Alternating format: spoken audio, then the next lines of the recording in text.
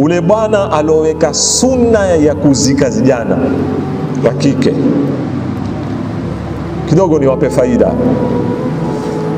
Habari ya kuzika vijana wa kike ilianzwa na kabila la Bani Tamim,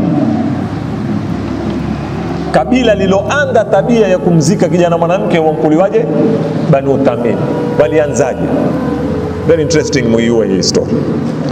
Hawa walikuwa chini ya utawala wa dola ya mfalme mmoja na wakilipa kodi, hawa Bani Tamim.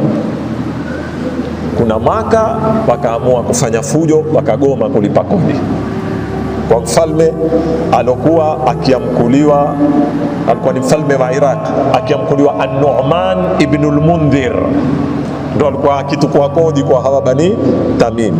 An-Nu'man ibn al-Mundhir akatuma jeshi likawachapa, likawaua kisawasawa, na likateka wanawake na vijana mabinti, likawatukua.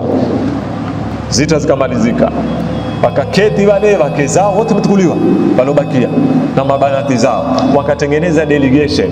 Wana historia watuambia, ikenda mpaka kule kutaradhilia, kuomba msamaha, warudishiwe wake zao na vijana zao. Walipofika kule, Nu'man ibn al-Mundhir akawahurumia kilio chao, kusema ule ukweli, lakini kwa wakati mrefu wengine kule washaolewa na wengine, na huko walikuwa na waume zao. Nu'man akawaambia, hukumu yangu ya uadilifu nitawafanyia ni moja tu, nitawatia uhuru wanawake wenyewe.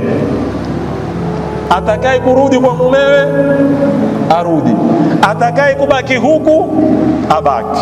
Walorudi wakarudi. Kuna mmoja akakataa kurudi kwa mumewe, akatagua kubaki kwa ule alomteka. Tupo jamanini? Akanena, mimi nitabaki huku. Babake sasa, ambaye ni Qais ibn Asim.